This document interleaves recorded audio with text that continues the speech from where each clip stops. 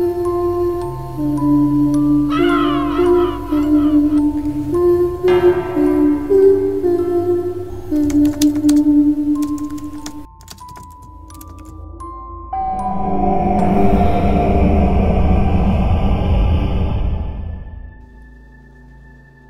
po sa inyo, Mystery, at sa lahat ng mga kamisteryo na nakikinig. Dahil po sa isa sa mga kwento ninyo, nagkaroon po ako ng lakas ng loob na ibahagi rin ang sarili kong karanasan. Lubos ko talagang naaalala ang isang taong naging malaking bahagi ng buhay ko, lalo na simula nang ako'y ikasal. Bagamat ilang taon na ang nakalipas, tandang-tanda ko pa rin ang bawat detalye ng lahat ng nangyari noon. Ako nga po pala si Trisha at ito po ang aking kwentong kababalaghan.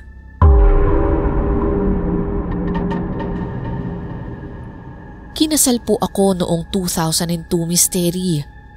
24 na taong gulang ako noon at napangasawa ko ang high school crush at best friend ko na si Christopher. Napakasaya po ng mga panahong yun at dahil doon ay lalo pang lumaki at naging buo ang aming pamilya. Kasundo ko po ang kanyang mga magulang, pati na rin ang kanyang mga kapatid. 3 po silang magkakapatid, Mystery. Ang ating niyang si Ate Arlene na sobrang bait sa amin at ang kambal ng asawa ko na si Charlie.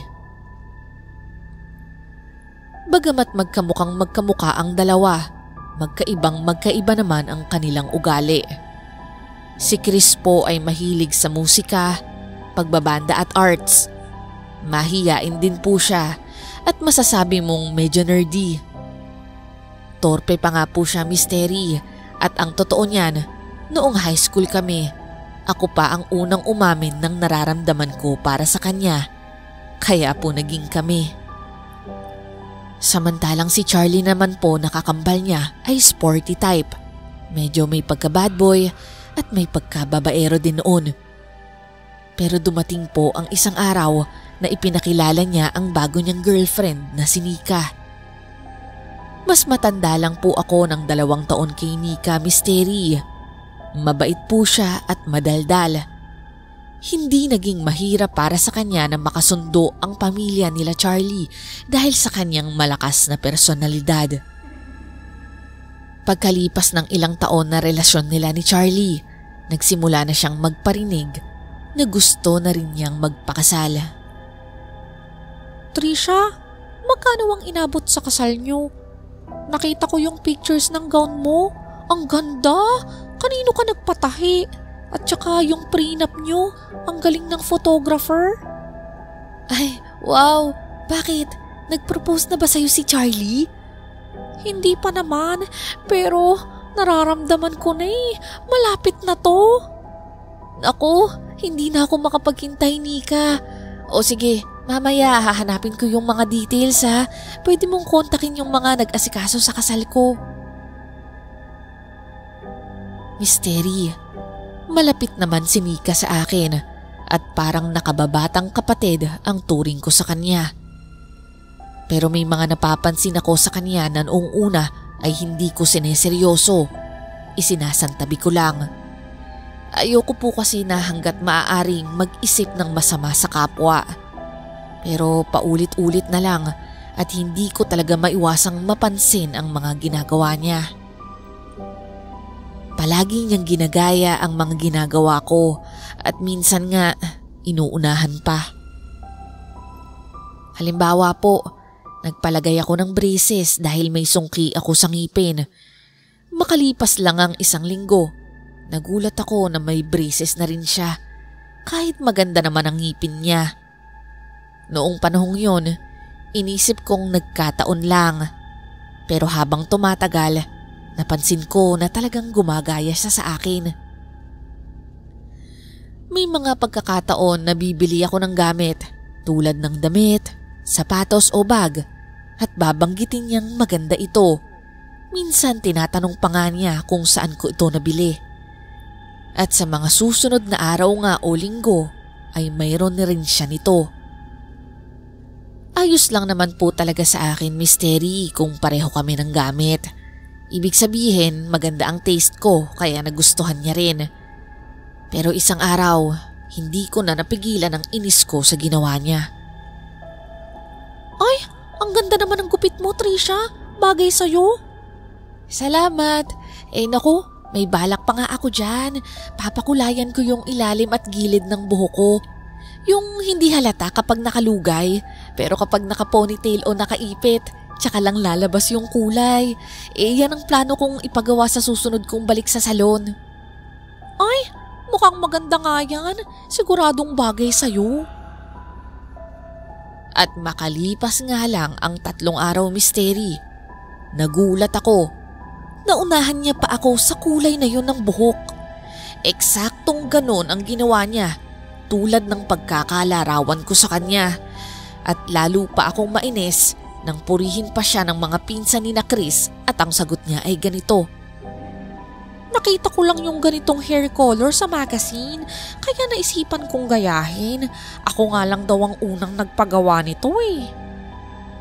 Miss Terry, nang marinig ko yun, parang gusto ko siyang sabunutan o sampalin ng oras na yon. Anong magazine? Ako mismo ang nagsabi sa kanya ng plano ko. 3 araw pa lang ang nakakalipas. Ano yun? Nakalimutan niya? May amnesia ba siya? At doon na nga nagsimula na mawalan ako ng gana sa kanya. Biglang nagbago ang timpla ko tuwing nandyan siya. Para bang may pakiramdam ako na nakikipagkompetensya siya sa akin. At sa dami ng ginaya niya sa akin, hindi ko na maisa-isa, Miss Terry. Simula noon, hindi ko na siya gaanong kinukwentuhan. Kapag may tanong siya tungkol sa gamit, sinasagot ko pa rin naman. Pero madalas ko lang sinasabi, sa palengke lang yan. Hindi ko na rin sinasabi sa kanya yung mga plano ko sa buhay dahil malamang uunahan na naman ako. Ewan ko ba, Miss Terry, ang dami-dami naman niyang pwedeng tularan o gayahin. Pero ako pa talaga ang pinili niya. Oh, bakit nagalat yung mga gamit mo? At saka parang aburido ka dyan, babe ah. May hinahanap ka ba? Hindi ko kasi mahanap yung damit at bag na isusuot ko bukas para sa birthday ni Ate Arlene. Wala kasi kung mahanap na damit at bag na isusuot ko bukas para sa birthday ni Ate Arlene. Ha? Ang dami-dami mong damit at bag dyan ah. Huwag mong sabihin sira lahat. Hindi naman sira, pero kasi... Kasi ano? Kasi naghahanap ako ng kakaiba. Yung siguradong wala si Nika. Para hindi naman kami magkapareho. Madalas kasi kung ano yung suot ko, halos parehas na rin sa kanya. Kung hindi damit, bag, minsan naman sapatos. Nakakasawa na yung laging may kapareho. Alam mo naman yun. Idol na idol ka nun. Ganun talaga. Yun na nga eh. Kahit minsan lang, gusto kong maiba naman. Nakakasawa na kasi. Gusto mong maiba? Di isuot mo yung damit ko. Oo nga no. Magandang ideya nga ang naisip ni Chris, Miss Terry. Pampabago ng style. Kaya sinuot ko ang white polo niya at ipinartner ko sa maikling jeans. Bumagay rin sa puting sneakers ko, Miss Terry. Kaya medyo na iba ang dating ng outfit ko noon. Sanay kasi silang makita akong nakadress o nakablouse. Kaya talagang ibang aura ang dala ko ng araw na yun. Masayang masaya ako dahil si Nika, gaya ng inaasahan, ay nakadress, nakahuwig din ng dress na muntik ko nang isuot. At kita ko sa mukha niya ang gulat nang makita niya ang suot ko. Pero gaya ng inaasahan, sa mga sumunod na pagkikita, aba Miss Terry, suot na rin niya ang polo ng asawa niya. Natatawa na lang ako dahil halatang halata talaga ang panggagaya niya. Ewan ko ba dyan kay Nika? Pilit hinihiram yung polo ko. Ang laki-laki sa kanya. Patabain mo kasi si Nika, bro. Para magkasya sa kanya yung polo mo. Masyado kasi siyang payat. Oo nga Charlie, hayaan mo na lang. Baka gusto talagang maiba yung style niya. Pati si Charlie na asawa ni Nika Halata nang napapansin ang kakaibang asal niya. Pero kami na lang ni Chris ang umaawat at nagsasabing huwag na lang pansinin yun. Ikinasal na rin si Nika at ang kakambal ng asawa ko na si Charlie. Misteri, para akong binalik sa sarili kong kasal. Mula sa disenyo ng gown, ayos ng buhok, hanggang sa kulay ng mga bulaklak, halos kahawig lahat sa naging kasal ko. Pero ayos lang naman sa akin yun. Ako naman ang nauna at nirespeto ko na lang. Sa totoo lang, natuwa rin naman ako kasi ibig sabihin maganda talaga ang naging kasal ko kaya ganun na lang na humanga siya at ginaya niya ito. Matapos ang kasal nila, tumira muna sila sa poder ng aking biyanan. Kami naman ay noon pa nakapagpatayo ng bahay, ilang hakbang lang mula sa bahay nila. Masasabi kong swerte talaga ako sa mga biyanan ko, Misteri, dahil regalo nila ang lupa na tinayuan ng bahay namin. Kaya ang ginastos na lang namin ay ang pagpapagawa ng bahay.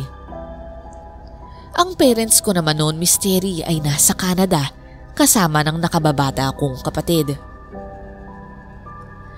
Simple at maliit na bahay lang ang naipatayo namin. Ganon din naman ang mga magulang ni Chris. Nagsipag at nag-ipon lang talaga sila upang makabili ng mga lupa dahil sa kagustuhan nilang maging maayos ang future ng kanilang mga anak. Kami naman ni Chris ay mahilig magtayo ng negosyo. Ang totoo niyan, may maliit akong bigasan at mini convenience store na katabi ng bahay namin. Bakuran at garden sana ang original plan namin na ilagay rito. Pero naisipan kong mas maganda kung mapagkakakitaan rin, kaya yun na lang ang ipinatayo ko. Kaya bukod sa printing shop namin sa mall sa bayan na hawak ng asawa ko, ako naman ang humahawak ng tindahan ko. Alam mo, Bilas, gusto ko rin magtayo ng kahit maliit na sari-sari store. Kaso, walang mapaglalagyan ng mga produkto. Ayaw nila mama at papa na makalat eh. Hayaan mo na lang muna. Kapag napatayuan nyo na ng bahay yung lote na regalo sa inyo, doon ka na lang maglagay ng tindahan. Naku, patagal pa yun. Alam mo namang hindi kataasan ang sahod ni Charlie. Sabi ko nga sa kanya, magtayo na lang din ng printing shop. Magpaturo siya kay Chris. Pwede rin naman. Kung sakali, saan nyo naman ipapwesto? Di doon din sa mall. Napaisip at napailing na lang ako sa sinagot niya. Hindi ko alam, Misteri, kung ignorante lang ba siya o walang ideya o sadyang nananadya. Alam naman natin na kung gagawin niya yon ay parang kinalaban na rin niya ang store namin. Para na rin nila kaming kinumpitensya. Pero naisip ko na lang na baka nga hindi niya naisip yon at hindi naman sinasadya. Lumipas ang ilang linggo habang nagbabantay ako ng tindahan. May lumapit sa akin na isang lalaki. Miss, may tinda ba kayong karne dito? Ay sorry sir, wala po kaming tindang karne. Dry goods lang po at mga soft drinks. Natahimik naman ang lalaki at nakatingin lang sa akin. Dahil doon, napahinto rin ako at napatitig sa kanya. Ang lalaki po, Misteri, ay nakasombrero at nakajacket. Sa tansya ko ay nasa edad 40 pataas na ito. Sir, may gusto po ba kayong bilhin? Wala. Naitanong ko lang kasi gusto kong mag-alok sa'yo. Mukhang maganda tong pwesto mo. Mag-alok? Ng ano po? Baka gusto mong magtayo ng ihawan. Ako ang magde-deliver ng mga karne. Nagsara kasi yung dati kong pwesto kaya naghahanap ako ng bago. Ganun ba? Ihawan? Hindi ko sigurado kasi wala akong tao eh. Hindi ko kayang mag-asikaso ng dalawa. Sayang naman. Malakas pa naman ito. Dadayuhin to ng mga suki ko. Asahan mo, gabi-gabi mauubos ang paninda mo.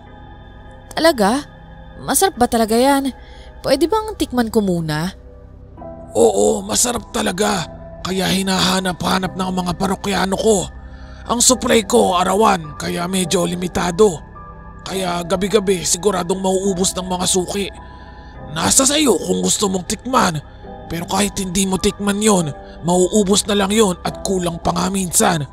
Kung ako sayo, ibenta mo na lang para bawat piraso may kita ka. Huwag ka nang magabalang tumikim. Misteri, para bang naengganyo ako sa alok ng lalaki sa akin. Kung magiging mabenta ang ihawan ko, mas makakaipon kami ni Chris. Balak pa naman naming bumili ng sasakyan. O sige na nga, kukuha ako. Kailan ka magde-deliver? Sa Sabado ako unang magde-deliver sa'yo. 9:00 in punto. Ha? Ba't gabi na? Hindi ba dapat mga 3:00 o 4:00 ng hapon? May mga pasok kasi ang mga suki ko. Request talaga nila na gabi magbukas. Bakit? Maaga ka ba nagsasara ng tindahan? Hindi naman. Hanggang 10:00 o 11:00 minsan kung magsara ko. Yun naman pala. Huwag kang mag-alala. Wala pang 1 oras. Ubos agad ang tinda mo. Nakakasiguro ako sa'yo. At yun na nga, Misteri. Nagkaayos na kami at kinuha ko ang numero ng lalaki. Nalaman ko na Emilio ang pangalan nito.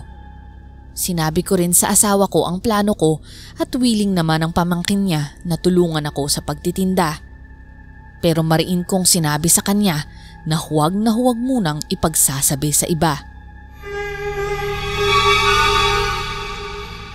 Dumating ang Sabado at nasa loob ako ng bahay noon. Sumakit kasi ang tiyan ko kaya nagbanyo muna ako. Habang nasa loob, narinig ko ang doorbell na tumutunog.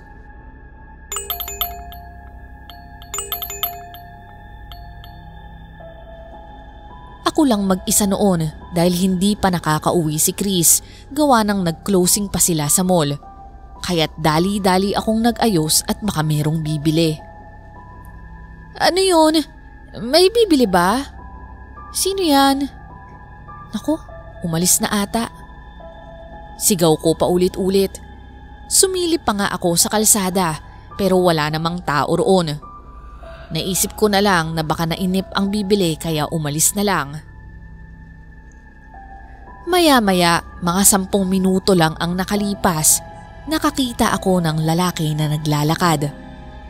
Nakasombrero ito at nakajacket na katulad ng kay Emilio. Pero Misteri, dire-diretso lang ang lakad nito at hindi man lang lumingon sa tindahan ko. Gusto ko sanang tawagin dahil kanina ko pa siya inaabangan dumating pero nagdalawang isip ako dahil baka ibang tao naman pala yun. Naisip ko kung si Emilio yun, paniguradong hihinto siya at may mga dalang karne para i-deliver na sa akin. Kaya naman pinagwalang bahala ko na lang yun at hinintay pa si Emilio. Pero makalipas ang 20 minuto, wala pa rin siya. Maya-maya, Misteri, isang di inaasahan ang nakita ko.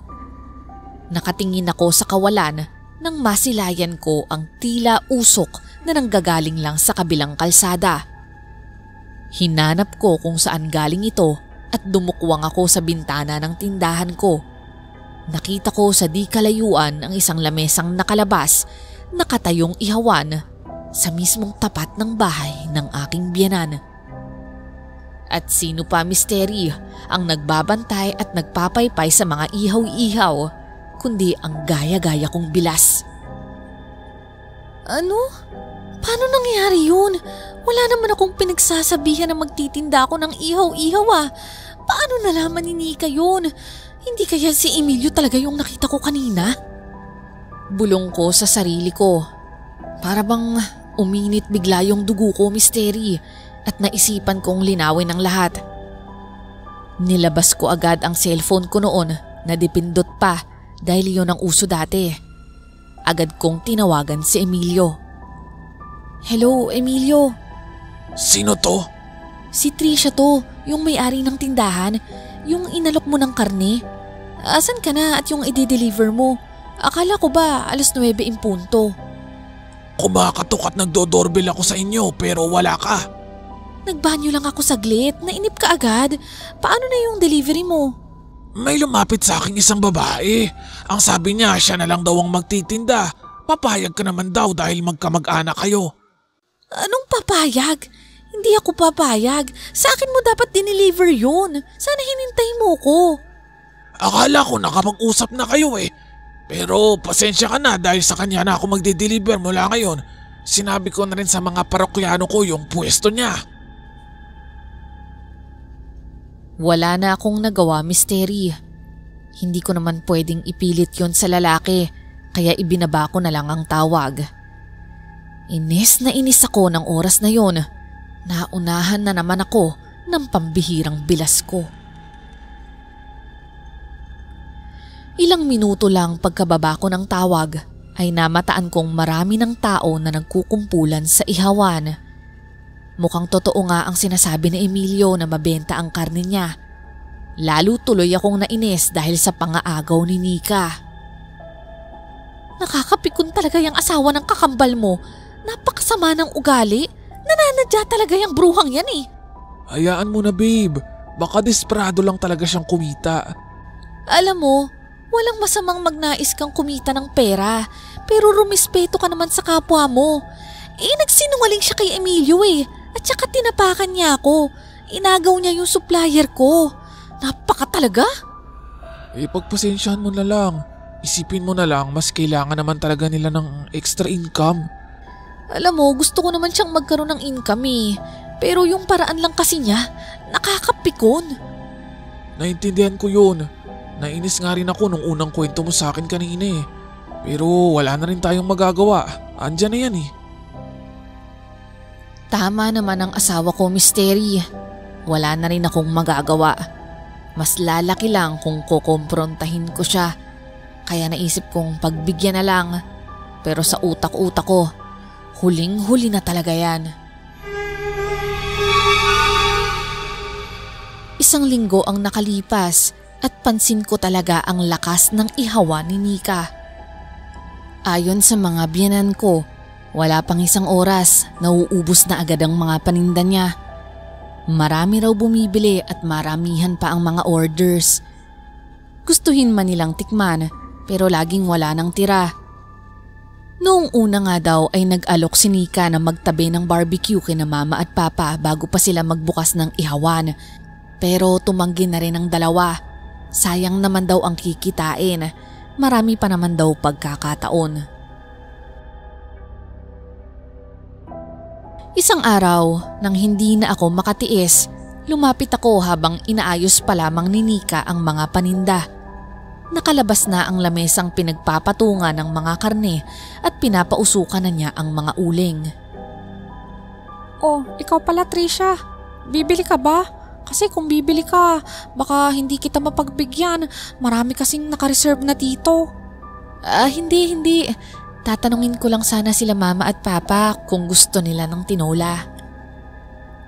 Nagpanggap na lang ako na kunwari mag-aalok ng ulam. Pero ang totoo, Misteri, curious talaga ako sa mga tinda niya. Habang nag-aayos siya, tinitigan ko ang mga karneng nakahain sa lamesa. Parang mas maitim ang mga kulay nito kumpara sa ordinaryong karne ng baboy. Bakit parang maitim yung karne ng barbecue mo? Templado na kasi yan. Hindi ako ang nagmamarinate niyan. Sila na. Okay. Natikman mo na? May isang beses na kumurot ako. Pero bihira lang yun. Kasi pag nag-iihaw ako, nasa harapan ko yung mga parokyano. Kaya nakakahiya naman kung kukuha ako. At saka mabilis lang talagang maubos to eh. Mabuti naman kung ganun. Kumikita ka na rin ngayon. Oo nga eh. Mabuti na lang at nakilala ko si Emilio. Hulog talaga siya ng langit sa akin. Ako ang unang inalok ni Emilio eh. Hindi ko mapigilan yung salita ko, Misteri. Kasi totoo naman, gusto kong iparinig sa kanya na alam kong alam niya na sinulot talaga niya yung dapat na inaalok sa akin ni Emilio. Ewan ko ba, Nagsasawa na kasi ako na lagi niyang inaangkin yung mga hindi naman niya ideya. Napatingin naman siya sa akin noon at nagulat ako nang pabalang siyang sumagot. Anong magagawa ko kung kumakatok siya hindi mo naririnig? Kasalanan ko ba kung mas maaga pa ko kaysa sayo? Nagpanting talaga ang tenga ko sa sinagot niya, Misteri. Aba, imbes na mag-guilty at humingi ng paumanin sa pangingialam niya, siya pa tong may ganang magmalaki. Seryoso ka ba talaga, Nika? Lumabas ako noon, segundo lang siguro yung diferensya. Nalaman ko pa nga kay Emilio na nagsinungaling kay, diba? Ang sabi mo, papayag akong ipatinda sa'yo yun. Hindi naman, diba? Wala naman tayong usapan. Ang sabihin mo, sinulot mo yung supplier ko. Alam mo, magpasalamat ka nga at nanahimik na lang ako dahil gusto ko rin kumita ka. Tapos ngayon, kanya nang isasagot mo sa akin. Di thank you. Okay na? Palibasa, nangihinayang ka na nagpaubaya ka kasi nakita mong malakas ang kita ko. Naiinggit ka ba? Ako pa talagang naiinggit. Baka gusto mong isa-isahin ko kung bakit ikaw ang mas inggitera sa atin. Huwag mo kong subukan, Nika. Nakita ko na parang natahimik si Nika. Alam naman niya na simulat sa pool ay siya talaga ang may mali. Pero sa konting halaga na kinita niya, lumaki agad ang ulo. Hayaan mo na lang ako, Trisha. Nasa iyo na lahat. Pati ba naman to, gusto mo pang bawiin? Sigaw niya sa akin. At dahil doon, natahimik ako. Hindi ko alam kung maaawa ba ako o matatawa sa kanya. Para bang ako pa ang may kasalanan at pagkukulang sa kanya. Hindi pa ba kayo tapos mag-away? Gutom na kami. Nagulat na lang ako sa biglang nagsalita. Sa isang iglap, andun na pala ang maraming suki ni Nika. Nag-aabang at parang gutom na. Sige, pagbilan mo na sila. Sa susunod tayo mag-usap. Bago ako umalis, nakita ko namang tumango si Nika sa akin. Gusto ko sana siyang tulungan, pero dahil naiinis ako sa inasal niya, umalis na lang ako at iniwan siya. Nung mga sumunod na linggo, makikita mong talagang lumalago ang ihawan niya. Mas dumarami ang customer at nadaragdagan pa ang mga karne sa lamesa. Sa pagkakataong yon, nanghihingi na siya ng tulong sa nakababatang pinsan ni na Charlie at Chris para mapabilis ang kilos nila. Balita ko, masyado raw mainitin ang ulo ng ilan sa kanilang mga suki.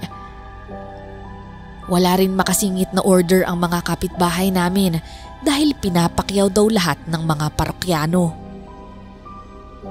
Isa pang bagay na kakaiba, Misteri, ay saktong 9:30 ng gabi nagdaratingan ng mga customer nila. Mga hindi namin alam kung taga saan. Basta ang alam namin, hindi namin sila kalugar. Pero dahil nga sa lakas ng ihawan ni Nika, kahit papaano ay unti-unti na siyang nakakaluwag-luwag. Mas nakakabili na siya ng mga gusto niya nang hindi humihingi sa asawa o sa mga magulang niya. Noon po kasi, Misteri, medyo spoiled brat po siya at sunod sa luho ng mga magulang niya. Gusto ko nang mag-expand ng tindahan. Pag nakaipon ako ng sapat, magtatayo ako ng maliit na convenience store sa kabilang lote. Yung regalo sa amin ni na mama at papa. Di ba may tindahan na si Trisha? Paano yun? Di magiging magkakompetensya pa kayo? Hindi naman siguro. Marami namang tao dito sa lugar natin. Nasa kabilang lamesa lang ako noon, pero rinig na rinig ko ang pinag-uusapan nila. Araw ng linggo noon, at isang beses sa isang buwan tumatambay kami sa bahay ng mga biyanan ko para mag-bonding pagkatapos ng pagsisimba. Ramdam na ramdam ko sa tono ng usapan nila na alanganin din siyang sumagot sa mga pinsan ni na Chris dahil nga naman nakakagulat talaga yung mga plano niya. Sa dami ng pwedeng itayong negosyo, bakit yung kaparehas na naman ang sa akin? napapailing na lang ako sa tabi Misteri. Grabe talaga tong bilas na to. Hindi ko akalain na hindi lang pala sa mukha ng asawa kami magkakahawig, pati rin sa maraming bagay, lalo na sa negosyo. Ang hirap kasi, ayokong makipagtalo sa kanya bilang respeto ko sa bayaw ko na asawa niya at lalo na sa mga binan ko na napakabuti sa amin. Naku, mag-aalas 9 na pala. Sandali lang darating na yung supplier ko. Sige. Balik ka na lang agad dito pagkakuha mo.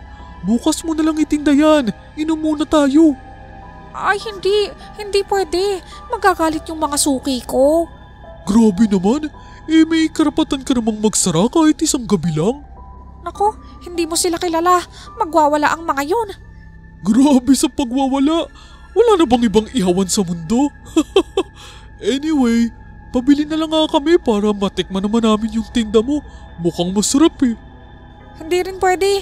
Hindi ka kasya. Hindi nga ako makakuha kahit isang stick lang kasi bitin pa sa kanila yung tinda ko. Okay. Sige, kanila na yan. Grabehan na talaga. O sige, lalabas na nga ako dyan. Maiwan na kita. Ilang minuto pa Misteri at mag-aalas 9 na noon.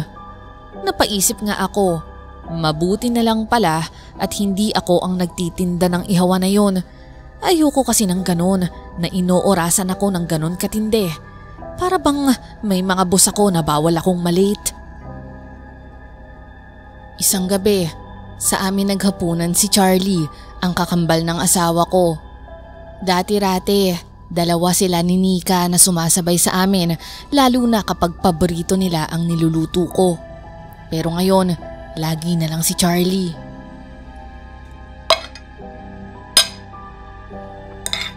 Bro, masyado atang busy si Nika sa ihawan niya. Sinabi mo pa, nakakainis nga kasi mas priority pa niya yung customer niya kaysa sa akin na asawa niya. Nagtataka na nga rin sina mama at papa Hayaan mo na, baka talagang nagpupursige siya. Balita ko, balak niya ring magtayo ng tindahan. Naku, hindi kami pumayag ni na mama. Ang sabi ko, kung magtatayo siya ng negosyo, hindi dapat kaparehas ng sa inyo. Anong sabi niya? Pumayag naman siya kasi sa ihawan pa lang, ubos na raw talaga yung lakas niya. 1 hanggang 2 oras lang, napapakyaw agad yung mga tinda niya pero sobrang nakakapagod daw Nagdagdag nga sila ng 2 ihawan, pati nga ako tumutulong na rin minsan kasi hindi nila kaya ni Monit Wow, mabuti naman kung ganun. Sa susunod, kumuha pa kayo ng mga tauhan para mabawasan yung ginagawa ni Nika. Mukhang masarap talaga yung barbecue Natikman mo na ba? Naku, hindi pa. Ayaw ni Nikang ipatikim sa amin. Kesyo sakto lang daw yun para sa mga suki niya. Ganun? Sayang naman bro. Ilang buwan na niyang tinda yun Di pa rin kayo nakakatikim. Tol, sa totoo lang, ayoko rin namang tikman yung barbecue. Talaga? Bakit naman Charlie? Kakaiba kasi yung itsura Maitim at saka medyo masangsang yung amoy. Nabanggit nga sa akin ni Nika yun Sa pagkatimpla daw yun. Special daw yung marinade sauce kaya ganun yung kulay. Basta, pag nilalabas nga yun ng sabay-sabay, parang naduduwal kami ni na mama at papa sa amoy. At saka hindi ko talaga type yung itsura. Ang totoo niyan, sinabihan ko nga siya, baka double dead na yung mga tinda niya. Itigil na kaya niya. Pero ayaw responsibilidad niya raw yun sa mga suki niya. Ay, wow paano naman yung responsibilidad niya sa'yo bilang asawa at saka bilang tindera? Paano nga kung double dead yun tapos makapahamak pa siya? Yan nga rin yung pinagtataka ko sa kanya Kapag mga kapitbahay o kamag-anak natin ang gustong bumili, ayaw niya. Reserved na daw yun para sa mga suki niya. At kabisado raw niya yung mga mukha ng mga suki niya dun sa mga hindi. Hala, ganun? So ibig sabihin, pili lang yung pinagbebentahan niya? Parang ganun na nga. Basta, parang mas gusto ko pa nga noon nung hindi pa siya nagtitinda. Nung gabi ring yun, Misteri, nagkasundo kaming 3 na sabay-sabay pupunta sa ihawan para silipin ang sinasabi ni Charlie tungkol sa karne. Pagdating namin doon, Marami-rami pa ang mga kumakain at ang iba naman ay maramihan ang pinapabalot. Pansin sa mukha ni Nika ang pagod. Puno na rin siya ng pawis dahil sa init ng baga ng ihawan. Lumapit naman sa kanya si Charlie na halatang nag-aalala. Oh, Han, nasa na si Munit? Hindi pumasok eh. Masama raw ang pakiramdam. Parang 2 linggo pa lang siyang tumutulong. Napagod na agad. Tuwing gabi lang naman to. Han, alam mo namang pumapasok pa siya sa eskwela sa umaga.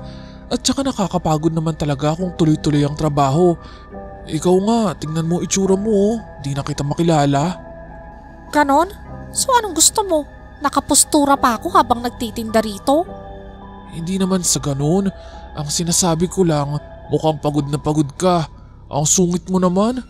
Tulungan ka na nga lang namin dyan. Oo nga Nika, tulungan ka na namin. Mabuti pa nga, ang dami pang isasalang dito. Isa-isa naming sinalansan ang mga natitirang karne mula sa box. Habang inililipat ko ang mga barbecue mula sa box at inilalagay sa lamesa, may napansin ako sa isa sa mga karne nito. Mystery, parang isa itong tato na may disenyong puso at kutsilyo. Malabo na ito at hindi na ganun kalinaw, pero kitang-kita pa rin ang disenyo at korte ng tato. Palihim ko itong ipinakita sa asawa kong si Chris at laking gulat din niya nang makita niya ito. Sinadya ko namang itago yun kay Nika para hindi makita ng mga customer. Ayoko naman na dahil doon ay masira siya sa kanyang mga suki. Babe, tingnan mo ngang mabuti tong barbecue. Tingnan mo oh, tama ba yung nasa isip ko? Parang may nakasulat eh. Oo nga no, parang tattoo yan ah. Halika, sabihin natin kay Nika. Kailangan niyang malaman to. Mamaya na, ano ka ba? Nakita mong mayroon pang mga customer eh. Nanginginig ang mga kamay ko habang tumutulong kay Nika. Abala naman si Charlie sa pagpapaypay ng inihaw at kami lang 2 ni Chris ang nakakaalam nito. Itinabi muna namin ang isang stick na nakitaan namin ng tato. Maya-maya, unti-unti na ngang naubos ang mga karne, pero ang mga kumakain na parokyano ay parang mga gutom na gutom pa rin. Mystery, doon ko lang natitigan ng husto ang mga taong ito. Wala silang mga emosyon, lalo na yung mga mata nila. Ang makikita mo lang ay tuloy-tuloy sila sa pagkain ng barbecue ni hindi nag-aabalang magsawsaw. Hanggang sa ang isa sa kanila ay nagsalita. May naaamoy pa akong isa. May natitira pa. Ilabas na yan. Kukunin ko na. Nagulat naman kami at nagkatinginan ni Chris dahil itinago na nga namin ang isang karne upang hindi na makain at maipakita ito kay Nika mamaya. Nilagay namin ito sa isang Tupperware na itim at tinakpan pa. Pero naamoy pa rin ng customer na yun. Wala na. Wala na po oh. Ubos na lahat. Sinabi nang meron pa eh. Sabay turo ng mama sa Tupperware na pinaglagyan ko. Bigla namang napatigil si Nika rito at sa aming 2 ni Chris.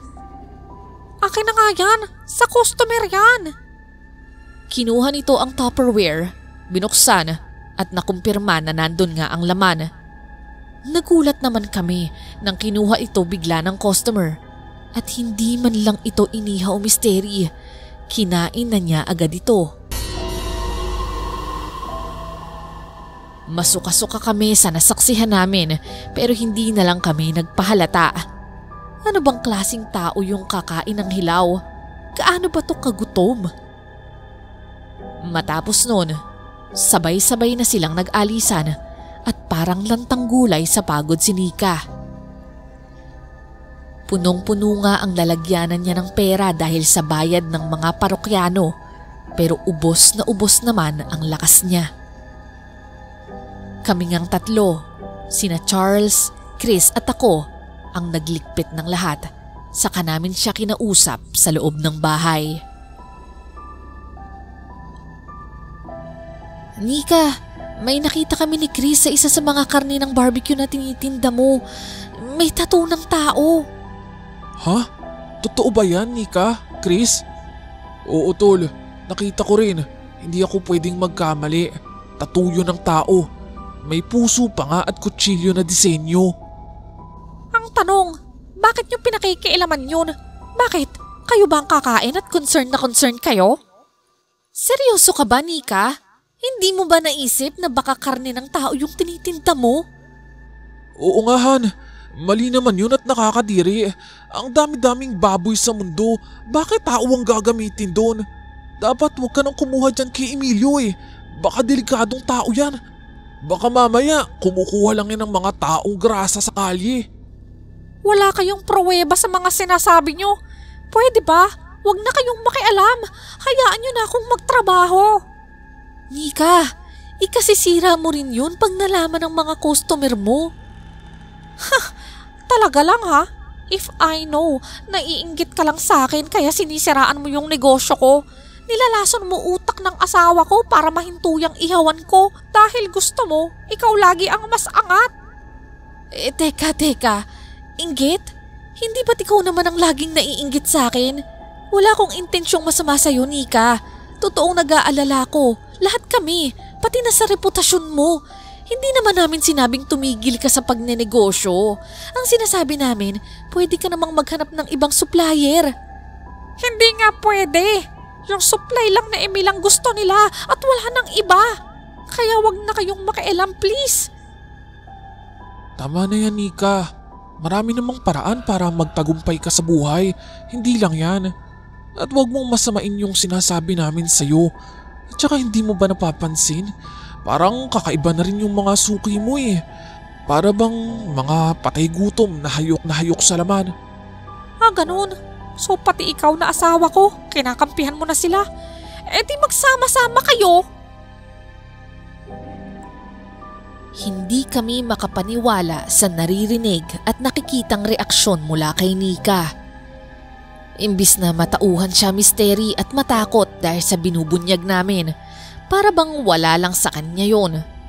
Mas concerned pa siya sa sinasabi niyang inggit ko daw sa kanya kahit wala naman. Maya-maya, misteri, ay narinig na lang naming nagsalita ang mama ni na Charlie at Chris. Tumigil na kayong apat. Walang patutunguhan ng diskusyonan nyo kung lahat kayo nagtatalo-talo. Napatingin kaming apat sa kanya at hindi nakapagsalita. Si Nika naman ay kinuha ang bag ng kinita niya at nagpaalam na. Pasensya na po, ma. Pagod lang po siguro ako. Aakyat po muna ako. Naiwan kami, sina Charlie, Chris at mama niya. Umakyat na nga si Nika nang hindi man lang lumilingon pabalik sa amin. Mukhang tama nga na ipatawag na ang albularyo. Albularyo? Bakit, ma? Anong kinalaman niya rito? Matagal na kaming kinukutuban ng papa nyo. Hindi ordinaryong karne ang tinitinda ni Nika. Kakaiba ang itsura at amoy nito. Alam naming hindi ito karne ng baboy. Yun nga, May. Nagulat kami nang makakita kami ng tattoo ng tao. Imposibleng tatuan naman ng ganun yung baboy, diba? Ang gusto lang naman namin, sa iba na lang siya kumuha ng karne. Pero hindi lang yun ang problema, Iha. Ano pong ibig niyong sabihin? Oo nga, ma. Anong ibig niyong sabihin? Hindi ba't pulis ang dapat nating tawagin at hindi albularyo? Kasi krimen ang usapan dito. Hindi niyo naiintindihan. Wala ba kayong napapansin sa mga parokyano ni Nika? Hindi ba kayo nahihiwagaan sa kanila? Sa totoo lang, gusto kong tulungan minsan si Nika. Pero unang kita ko pa lang sa mga taong yun o kung ano man sila, natatakot ako sa kanila. Ang ibig mo bang sabihin, ma? Hindi sila tao? Yun ang hinala namin ng papa mo, Chris. Kaya nga umalis ang papa mo para sunduin ang kakilala naming albularyo. Ilang minuto nga, misteri, at dumating na nga sina papa at ang albularyong nagngangalang Manang Minerva. Wala kaming naipakitang ebidensya kay Manang Minerva sapagkat ubos na ang lahat ng karne. Ultimo yung tinago namin. Nakita at naibenta pa nga, hindi ba? Makinig kayong mabuti.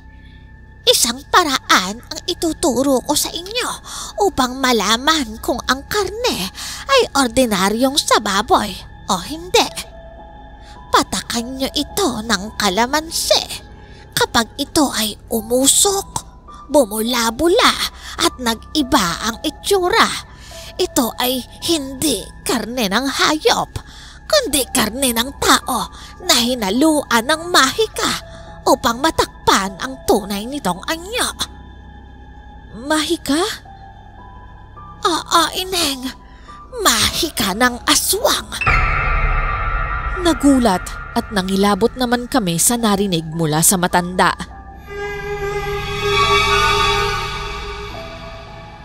Kinabukasan nga noon, nagpatulong sa amin si Charlie. Gusto niya na sa harap mismo ni Nika mawisika ng kalamanse ang karne upang kitang-kita agad ang ebidensya at wala na itong maidadahilan pa. Kaya pagdating ng hapunan, nagpanggap kaming makikisalo lamang sa kanila. Tahimik lang kami at ibang usapan ang pinag-uusapan upang hindi magduda si Nika. Normalan lang ang takbo ng kwentuhan. At pagdating nga ng 9:00, gaya ng inaasahan, dumating na si Emilio. Nasa likod lamang kami ng pinto noon at si Charlie lamang ang kasama ni Nika sa labas na nag-aayos ng lamesa.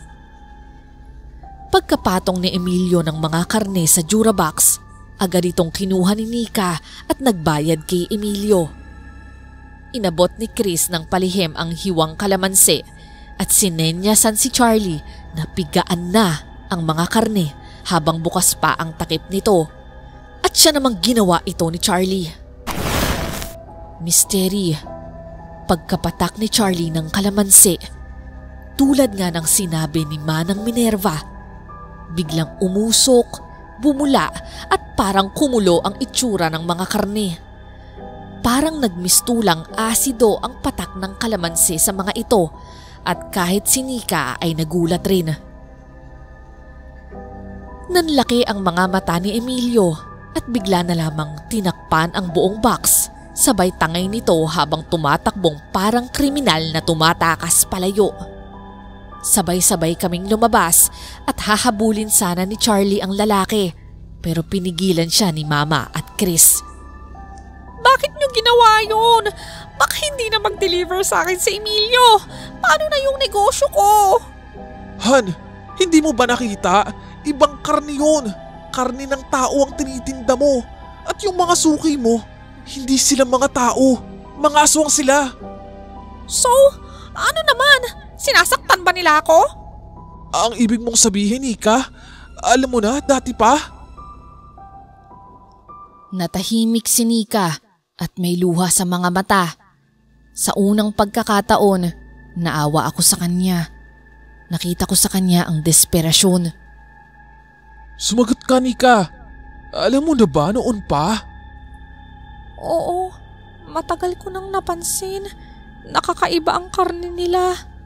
Nakikita ko rin na minsan may mga hikaw, kuko at iba-ibang gamit na pag-aari ng tao.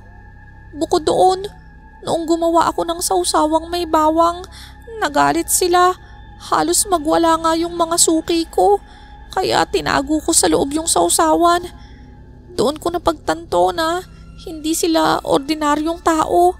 Kaya alam ko simula pa lang na ang karne na galing kay Emilio, yun lang ang gusto at kakainin nila. Pero Han, paano mo nasikmurang ituloy kung alam mo na? Naisip ko, hindi ko naman pinapakain sa mga tao yun eh. Ang mga pinapakain ko, mga aswang. Kaya naisip ko, okay lang yun. At saka, gusto ko talagang makaangat eh. Gusto kong may mapatunayan. Nika, wala ka namang kailangang patunayan eh. Ang kailangan mo lang gawin, magpakatotoo. Sapat na yun sa amin. Oo nga, Nika. Nagustuhan ka ng pamilya namin noon pa. Kung ano ka, yun ang minahal namin sa'yo. Umiyak noon ng matindi si Nika. Bukod pala sa kagustuhan niyang umasenso, natakot rin siyang baka daw kapag hininto niya ang pagtitinda ay balikan siya ni Emilio o ng mga aswang. Hindi naman kami nagdalawang isip na damayan siya. Sinabi namin sa kanya na huwag siyang matakot dahil nandito kaming lahat para bantayan siya at hindi kami papayag na mapahamak siya. Yumakap noon sa akin si Nika at humingi ng tawad. Trisha, patawad. Kinain lang ako ng pagkukumpara ko sa'yo at sa sarili ko. Yung inggit ko. Pakiramdam ko kasi dapat lagi tayong magkalibel. Dapat hindi ako magpahuli sa'yo. Alam mo Nika, may kanya-kanya naman tayong katangian eh. Sa totoo lang, naiinggit ako sa'yo kasi nakakatawa ka at ang benta-benta ng jokes mo sa pamilya. Tapos, mas talented ka pa nga eh, di ba? Ang ganda ng boses mo. Oo Han, doon nga ako na in love sa'yo eh. At doon na nga po nagkaayos ang lahat, Misteri. Mula noon, unti-unti nang bumalik ang lahat sa dati. Nanghingi kami ng proteksyon kay Manang Minerva bilang panangga sa mga aswang sakaling balikan nila si Nika. Pero sa awa ng Diyos, wala namang bumalik. Ni Anino ni Emilio ay hindi na namin nakita kailanman. At noon nga, tumahimik muli ang buhay namin. Si Nika, unti-unting bumangon pero ngayon sa mas malinis at marangal na paraan. Hindi man agad-agad ang pag-angat, alam naming mas matibay na ang pundasyon ng kanyang bagong simula. Kaya kung may maiiwan man akong aral sa sino mang nakikinig ngayon, ito ang gusto kong sabihin. Huwag mong ikumpara ang sarili mo sa iba. Hindi mo kailangang makipagsabayan sa takbo nila. May sarili kang landas, may sarili kang oras, at higit sa lahat, may sarili kang halaga na hindi kailanman matutumbasan ng karangyaan o tagumpay na may kapalit na kasamaan. Muli Misteri, ako po si Trisha at ito po ang aming kwento. Sana ay maging paalala ito na sa mundong puno ng tukso at pangarap, piliin pa rin natin maging tama. Hanggang sa muli, maraming salamat sa pakikinig sa isang gabi na hindi namin kailanman malilimutan.